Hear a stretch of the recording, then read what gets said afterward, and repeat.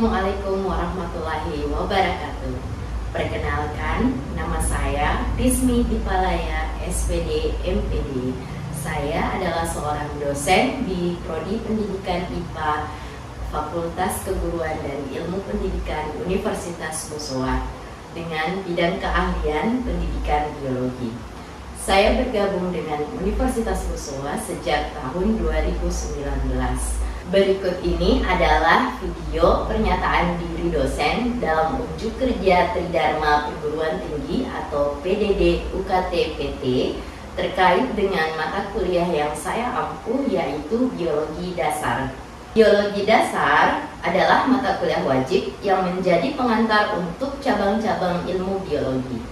Pada mata kuliah ini, mahasiswa akan mempelajari konsep-konsep dasar dari biologi sel, genetika, evolusi, anatomi dan fisiologi hewan dan tumbuhan, serta ekologi. Penguasaan konsep tersebut dilakukan melalui kegiatan perkuliahan dengan bobot 2 SKS serta praktikum dengan bobot 1 SKS. Adapun capaian pembelajaran lulusan program studi atau CPL Prodi yang ingin dicapai pada mata kuliah ini, yaitu yang pertama, CPL Sikap, yang ke-8 menginternalisasi nilai, norma, dan etika akademik. Kemudian keterampilan umum nomor 1, mampu menerapkan pemikiran logis, kritis, sistematis, dan inovatif dalam konteks pengembangan atau implementasi ilmu pengetahuan dan teknologi yang memperhatikan dan menerapkan nilai humaniora yang sesuai dengan bidang keahliannya. Kemudian yang ketiga, keterampilan umum nomor 2, yaitu mampu menunjukkan kinerja mandiri, bermutu, dan terukur. Yang ketiga yaitu keterampilan khusus nomor 3, mampu menerapkan pengetahuan konseptual bidang studi di sekolah menengah pertama. Dalam hal ini adalah biologi melalui perancangan dan pelaksanaan pembelajaran dengan metode saintifik sesuai dengan etika akademik. Kemudian CPL yang terakhir yaitu CPL pengetahuan nomor 1, yaitu menguasai fakta, konsep, prinsip, hukum, teori, dan prosedur bidang inti IPA. Capaian pembelajaran mata kuliah atau CPMK untuk biologi dasar ada 4. Yang pertama, mampu menganalisis unit fundamental kehidupan ditinjau dari biologi sel dan molekular. Yang kedua, mampu menganalisis sejarah evolusioner keanekaragaman hayati. Yang ketiga, mampu menganalisis anatomi dan fisiologis hewan dan tumbuhan. Yang keempat, mampu menganalisis hubungan konsep ekologi dengan perubahan lingkungan secara global. Berdasarkan CPMK tadi, mata kuliah ini terdapat beberapa bahan kajian yang akan diajarkan atau didiskusikan selama perkuliahan dengan 14 kali pertemuan. Perkuliahan dilaksanakan dengan menggunakan pendekatan Delivery Interaction Assessment dan strategi pembelajaran Discovery Learning, kemudian menggunakan metode perkuliahan, diskusi, tanya jawab, serta praktikum di laboratorium. Praktikum dilaksanakan secara terpisah, namun tetap sesuai dengan CPMK yang telah ditentukan pada RPS. Untuk pertemuan 1-3, bahan kajiannya adalah tentang sel dengan bobot penilaian 20%. Pada bahan kajian ini akan dibahas mengenai struktur dan organel sel, respirasi seluler dan fotosintesis, komunikasi sel, serta siklus sel. Pertemuan 4-5 akan membahas mengenai genetika dengan bobot penilaian 10%. Pada pertemuan ini akan dibahas mengenai meiosis, Mendel dan ide tentang gen, kromosom, struktur DNA, serta sintesis protein. Kemudian pada pertemuan 6, bahan kajiannya adalah tentang evolusi dengan bobot penilaian 10%. Pada pertemuan ini akan dibahas mengenai Design with Modification, a Darwinian View of Life, evolusi populasi, the origin of species, serta sejarah kehidupan di bumi. Pada pertemuan ke-7, bahan kajiannya adalah sejarah evolusioner keanekaragaman hayati dengan bobot penilaian 10%. Pada pertemuan ini akan dibahas mengenai pohon filogenetik, bakteri dan archaea, protista. Kemudian nanti pada pertemuan ke-8 adalah minggu evaluasi tengah semester. Pada pertemuan ini akan dievaluasi pembelajaran selama 7 kali pertemuan, kemudian akan dilaksanakan kuis dan tes. Pada pertemuan ke-9 adalah lanjutan dari bahan kajian sejarah evolusioner keanekaragaman hayati dengan bobot penilaian 10% dengan sub kajian yaitu Plantae, Fungi, dan Animalia. Pada pertemuan ke-10 dan 11 akan dibahas mengenai anatomi dan fisiologi tumbuhan dengan bobot penilaian 15% dan bahan kajian yaitu berupa struktur pertumbuhan dan perkembangan tumbuhan, kemudian sistem transport pada tumbuhan, tanah dan nutrisi tumbuhan, serta respon tumbuhan terhadap sinyal internal dan eksternal. Pada pertemuan ke-12 hingga 14, bahan kajiannya adalah anatomi dan fisiologi hewan dengan bobot penilaian 20%. Sub bahan kajian yang akan dibahas pada pertemuan ini yaitu prinsip dasar struktur dan fungsi hewan, nutrisi hewan, sirkulasi dan pertukaran gas, sistem imun, osmoregulasi dan ekskresi, hormon dan sistem endokrin, reproduksi hewan, sistem saraf, serta perilaku hewan. Pada pertemuan ke-15, bahan kajiannya adalah ekologi dengan bobot penilaian 5%.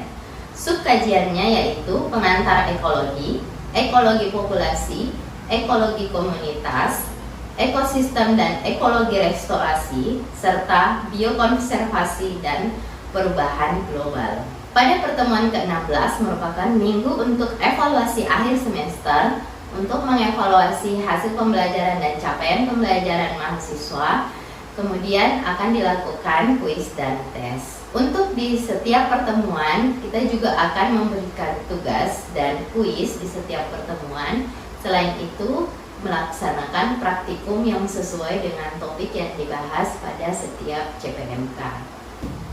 Demikianlah penjelasan mengenai mata kuliah biologi dasar. Berikut ini akan kami tampilkan proses pembelajaran di kelas pada pertemuan pertama dengan bahan kajian sel. Ya, dengan subkajian pertama yaitu sel dan organel. Oke, assalamualaikum warahmatullahi wabarakatuh. Waalaikumsalam warahmatullahi wabarakatuh. Dan selamat siang semuanya. Siang, Bu. Oke, jadi sekarang kita berada di kelas biologi dasar. Ini adalah mata kuliah wajib prodi sebagai mahasiswa program studi pendidikan IPA.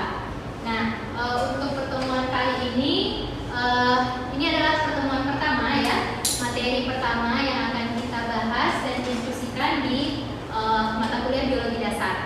Nah, topik hari ini adalah tentang sel. Ada yang pernah dengar istilah sel? Apa itu sel? Bagian terkecil dari tubuh manusia, bukan sel penjara ya. Jadi sel, apakah sel hanya ada di manusia? Hewan,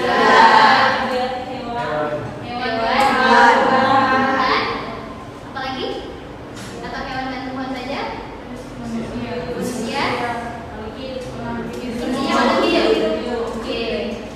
Nah, sebelum kita lanjut, saya akan menunjukkan mengenai gambaran umum struktur sel.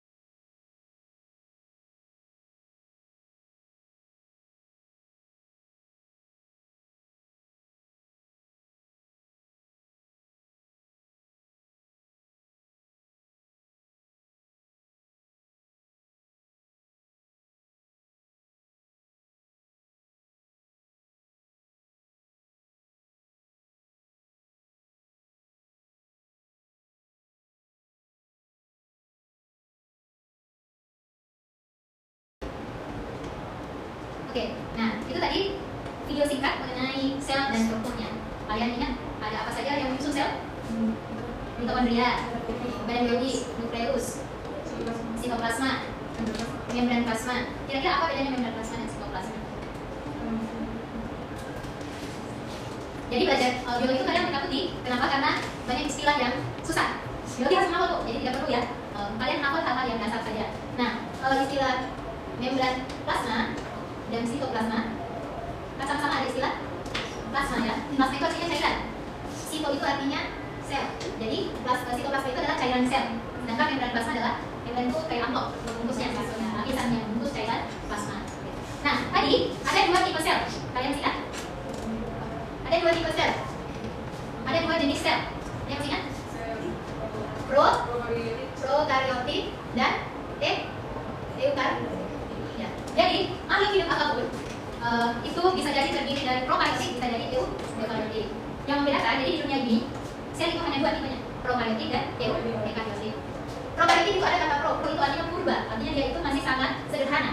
Jadi tadi kalau digambarkan prokaryotik itu materi genetiknya, maksudnya kita kesini ada 3 ciri yang selalu ada baik di prokaryotik maupun eukaryotik. Jadi mau sel yang ada di telinga, mau sel yang ada di hidung, mau sel tumbuhan, mau sel hewan, mau bakteri, mau manusia, itu selnya selalu terdiri dari 3 hal. Ada yang ingat? Di video tadi? Terdiri dari sitoplasma, terdiri dari cairan. Kalau tidak ada cairannya, selnya mati. Kenapa? Karena di cairan inilah terjadi seluruh reaksi-reaksi kimia. Yang kedua, karena ada cairan harus ada membran. Kalau tidak ada membrannya, cairan itu keluar. Bayangkan kalau yang diisi air itu adalah sitoplasmanya, balonnya adalah membran plasmanya. Jadi kalau mau ada membrannya, airnya keluar, tidak ada lagi ya. Tidak ada lagi tempat terjadinya reaksinya, selnya mati. Selain sitoplasma dan membran plasma, apa lagi yang paling penting satu? Ada yang ingat? Dinding sel? Apakah semua sel memiliki dinding sel? Tidak. Yang harus ada adalah materi genetik, atau biasanya dia itu kita sebut DNA atau RNA. Jadi ini manifold yang mulai kalian masuk SMK. Karena ini masih pelajaran biologi SMK. Jadi semua sel baik itu prokaryotik maupun eukaryotik, sel hewan, sel tumbuhan, apapun itu pasti memiliki sitoplasma, membran plasma dan materi genetik. Nah, kita lanjut ke tipe sel, ada prokaryotik, ada eukaryotik. Tadi kita sebut prokaryotik ini masih sangat sederhana. Materi genetiknya itu tersebar di mana-mana. Sedangkan eukaryotik, materi genetiknya itu terkumpul di satu area, kemudian terbungkus lagi dengan membran.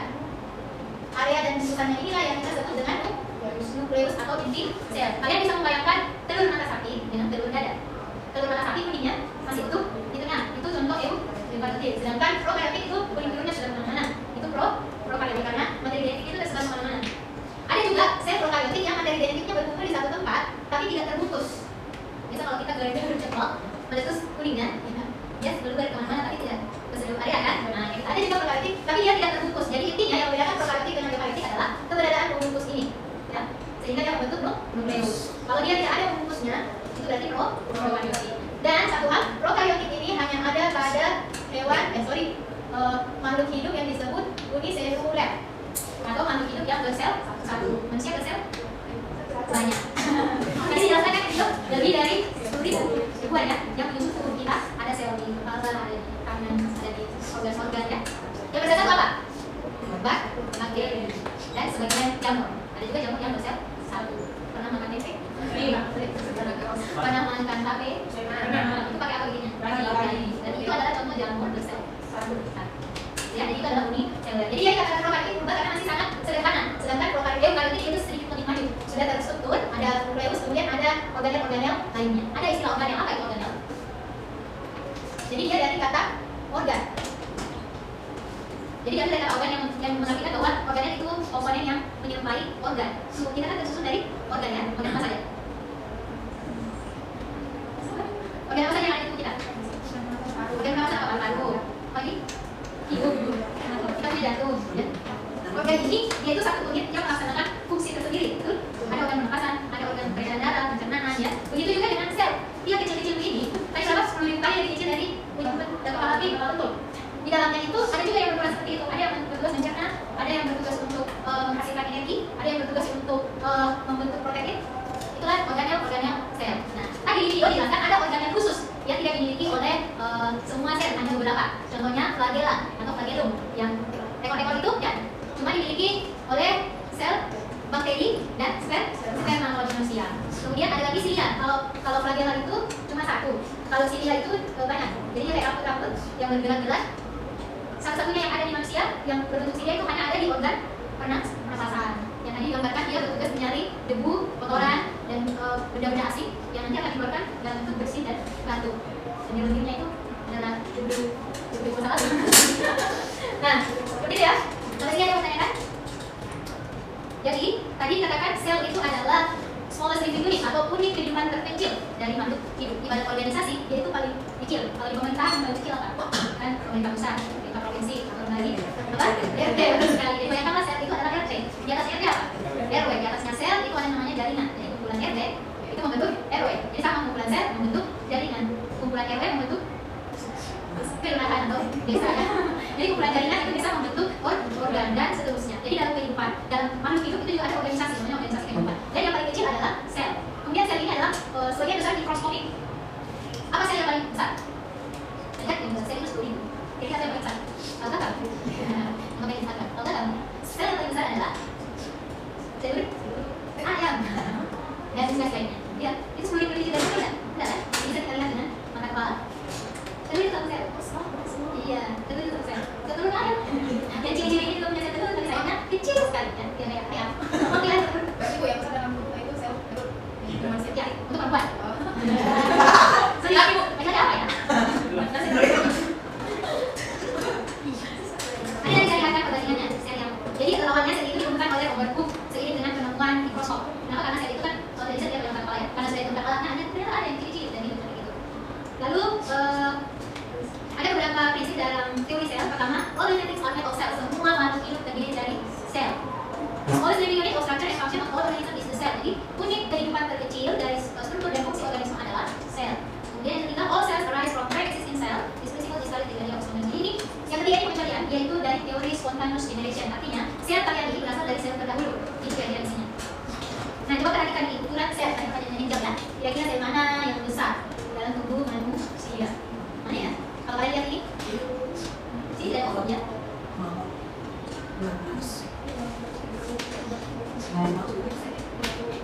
Ini hanya bisa yang di sini bisa dilihat dengan mata telanjang, yaitu sel telur hens itu ayam. Kemudian yang ini yang bisa dilihat oleh mikroskop cahaya, termasuk darah kita, sel saraf, sel tumbuhan, ya. Kemudian di sini hanya bisa dilihat oleh mikroskop elektron, artinya lebih kecil lagi, yaitu virus, HIV, poliovirus, dan isinya sel DNA. Ini hanya bisa dilihat oleh mikroskop elektron. Nah, ini tadi karakteristik of all sel. Semua sel punya karakteristik ini. Pertama, terbungkus oleh membran plasma yang kemudian terdiri dari sitoplasma atau protoplasma sama ya. Kemudian kontrol center dari ada genetik sebagai pusat kontrolnya. Lalu ada terdiri dari organel, struktur fungsional. Jadi sebenarnya organel itu tidak begitu baik ya, karena ada sel yang tidak ada organelnya. Sel apa? Sel darah. Jadi darah itu tidak ada organelnya dan dari intinya. Dia pengecualian ya dari penjelasan yang tadi. Jadi darah itu pengecualian. Nah, ini prokaritik dan eukaritik tadi sudah ya. Kalau kalian melihat gambarnya dan gambar ini adalah paksa. Ini ya. Jadi ini berkumpul dulu. Kenapa bukan EU? Karena tidak ada pembungkusnya. Ya, jadi perbedaannya adalah pembungkusnya, amplopnya. Tidak ada yang membentuk nukleus. Ini contoh dari bakteri. Ada lagiannya. Jadi dia pakai kapsul, ada dinding sel, kemudian ada plasma membran, dan dia hanya punya organel ribosom. Tidak ada organel yang lain. Kemudian eukariotik. Nah, ini contoh animal cell atau sel hewan. Jadi ini contoh lengkapnya. Inilah semua organel selnya, ya. Sel itu juga ada rangka yang kayak kita. Jadi ada yang mempertahankan bentuknya. Disebut cytoskeleton. Skeleton itu artinya tulang ya, rangka. Nah, ini tadi nukleusnya yang membungkus si materi genetik. Kemudian ini ada mitokondria, ada endoplasma dan sebagainya. Yang semuanya punya fungsi masing-masing. Kemudian ini tubuhan. Berbeda? Apa bedanya? Bentuknya beda betul. Satu bentuknya kotak, yang mana tubuhan ya. Yang kedua bentuknya. Sekarang kalian coba tulis tangannya. Yang gimana? Ada yang kembali ke asal? Bisa kalian tarik? Bisa. Kira-kira kalau tubuhan bisa kalian? Jadi apa yang disebabkan? Kenapa tubuhan tidak bisa kalian tarik seperti itu kalian? Karena tubuhan terdiri dari sel-sel yang satu. Berbeda dengan sel hewan tadi.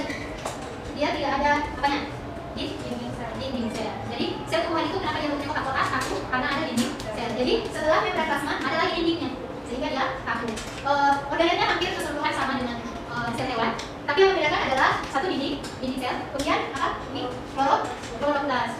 Lagi tumbuhan dalam melaksanakan fotosintesis. Karena di kloroplas inilah terjadi fotosintesis. Jadi perbedaan yang kedua adalah perbedaan kloroplas. Kemudian kita tidak punya kloroplas. Kalau punya kloroplas kita dapat pertumbuhan lagi. Yang kedua, nah, yang membedakan yang ketiga adalah keberadaan vakuola yang besar. Vakuola itu adalah rongga tempat menyimpan sesuatu. Kayak kantong, dia kantongnya besar. Sedangkan yang hewan ada tidak? Ada beberapa buku SMA mengatakan tidak ada, tetapi itu miskonversi. Sebenarnya ada, tapi kecil, rongganya kecil. Nah, beda kalau di tumbuhan itu hampir setengah sel hanya dikuasai oleh vakuola. Bahkan ada sel yang vakuolanya itu segini, sel tumbuhan. Itu biasanya sel-sel yang ada di dalam. Kenapa vakuola ini harus besar? Itu ada kaitannya dengan peristiwa fotosintesis. Karena fotosintesis menghasilkan cadangan makanan berupa karbohidrat atau glukosa yang disimpan ke dalam vakuola, kantongnya. Kan dia menghasilkan ya, dengan kayak itu udahnya. Dia taruh di sini. Sampai sini ada pertanyaan? Untuk organ yang sel, jadi dinding sel atau sel walls itu tidak hanya ditemukan pada tumbuhan, but found in plants, fungi, and mammillaries. Jadi dia juga ditemukan di jamur. Pernah makan jamur? Jamur itu kayak kalau dia punya tuh, dia langsung lari. Bisa kalian cuci juga, tidak ya? Jadi jamur itu juga punya dinding sel. Baik jamur yang multiseluler maupun yang uniseluler. Baik jamur yang besar yang terdiri dari banyak sel maupun jamur yang hanya satu sel yang tadi. Dia itu juga punya dinding sel. Jadi dia makanya dalam golongan makhluk hidup jamur itu berdiri sendiri, tidak digolongkan hewan, tidak digolongkan tumbuhan. Padahal kalau dilihat dinding sel itu kan tidak ada tumbuhan, tapi tidak ada. Karena dia memiliki kloroplas, makanya dia berdiri sendiri. Jadi dia kingdom fungi. Nah, untuk selanjutnya mengenai proses fotosintesis dan respirasi sel serta pembelahan sel dan komunikasi sel akan kita bahas di pertemuan kedua dan pertemuan ketiga. Sebelum kita akhiri, ada yang ingin bertanya? Saya silakan. Yang banget ada dosen yang saya sekarang nanti misalnya kita sudah selama bisa dapat apa yang ada. Oke, sebelumnya ada yang tahu fungsi darah putih? Mencegah virus daya tahan tubuh. Jadi betul, sel darah putih itu seperti tentara dalam tubuh kita. Dia adalah sel yang bergerak ketika kita kemasukan benda asing. Jadi bukan hanya bakteri atau virus. Kalian menelan bulu yang udah menelan atau menelan racun dan sebagainya. Yang paling pertama bergerak adalah sel darah putih. Kenapa? Karena dalam sel darah putih itu punya tentara-tentara. Ada juga lapis 1, lapis 2, lapis 3. Pas kalian. Jadi pas kalian di depan itu akan memangsa makan si bakteri, si virus dan sebagainya. Jadi kalau kita kekurangan sel darah putih, otomatis kita akan rentan terkena penyakit serangan dari bakteri. Kalian flu itu tandanya sel darah putihnya sedikit dikalahkan. Nah, betul sekali, bagus sekali. Bagaimana kalau kelebihan? Pernah dengar autoimun? Ya, jadi ada namanya autoimun. Jadi kalau kelebihan sel darah putih itu bisa menyebabkan autoimun. Autoimun itu istilah. Autoimun nanti akan turun lagi menyebabkan bagaimana penyakit lupus dan sebagainya. Nah, autoimun itu istilahnya adalah sel darah putih kita yang menyerang tingkat balik.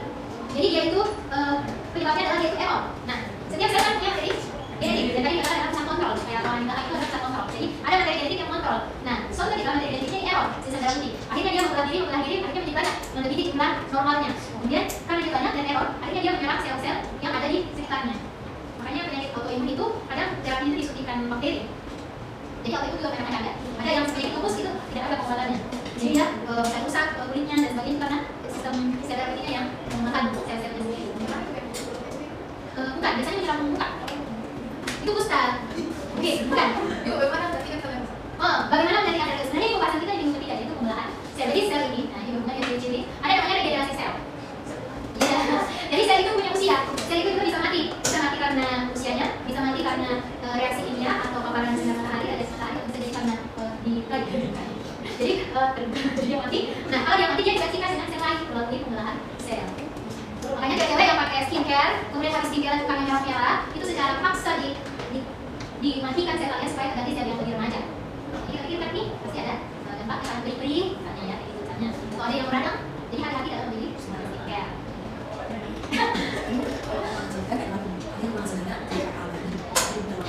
Nah, kekurangan sel darah ada ini ya.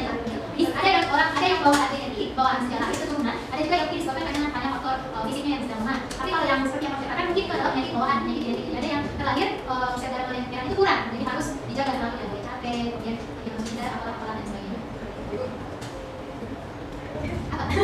Ada lagi? Di pertemuan dulu. Ya, siapa yang pertama dulu? Oh ya, kenapa? Menarik sekali, jadi itu adalah pembahasan nanti di minggu ke-4 dan 5. Kita akan membahas Ketika dan kenapa bisa terjadi seperti itu dan kenapa bisa menjadi kritik usah dari yang lulus, kenapa dia bisa kinclong-kinclong dan ini manis-manis, gitu. Jadi itu sudah metabolisme gejala genetik.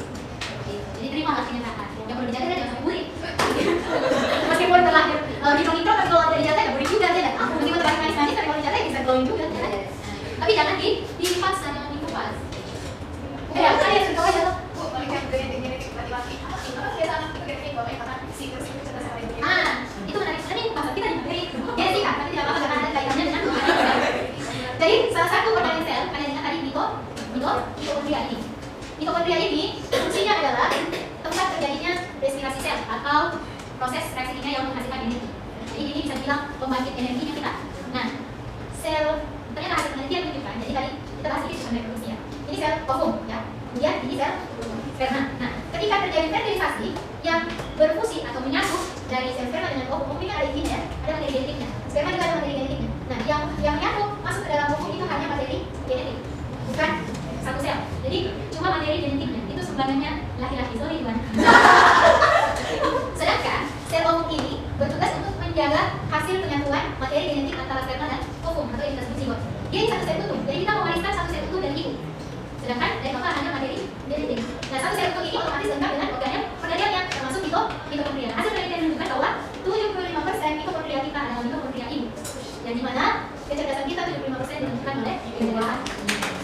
Jadi kalian ciri-ciri ingin memperbaiki keturunan bukan hanya menikah dengan bule-bule, tapi berbeda karena kalian inilah yang menentukan. Oke, itulah tadi pembelajaran kita hari ini mengenai sel dan struktur sel. Yang dapat kita simpulkan adalah bahwa semua sel memiliki 3 karakteristik utama, yaitu memiliki sitoplasma, memiliki membran plasma, dan memiliki materi genetik atau dalam hal ini DNA dan RNA. Kemudian sel terdiri dari 2 jenis, 2 tipe, yaitu prokariotik dan eukariotik, yang mana ini dibedakan berdasarkan posisi nukleusnya atau materi genetiknya. Kemudian untuk sel hewan dan sel tumbuhan itu dibedakan berdasarkan 3 hal, yaitu dinding sel yang hanya ada pada sel tumbuhan, kemudian keberadaan kloroplas yang hanya ada pada tumbuhan, kemudian yang ketiga vakuola yang lebih besar yang hanya ada pada tumbuhan, dan persamaannya adalah sel hewan dan sel tumbuhan sama-sama memiliki mitokondria. Nah, itulah yang dapat kita simpulkan pada pertemuan kali ini. Selanjutnya nanti silahkan dicek LMS aksara kita untuk tugas pada pertemuan ini dan kuis mengenai materi yang kita bahas hari ini. Silahkan dikerjakan dengan sebaik mungkin dan dikumpulkan tepat waktu. Terima kasih untuk kehadirannya hari ini. Assalamualaikum warahmatullahi wabarakatuh dan selamat sore. Demikianlah pernyataan diri dosen dalam unjuk kerja Tridharma Perguruan Tinggi atau PDD UKT-PT di bidang pengajaran untuk mata kuliah Biologi Dasar yang saya ampu di Prodi Pendidikan IPA. Terima kasih.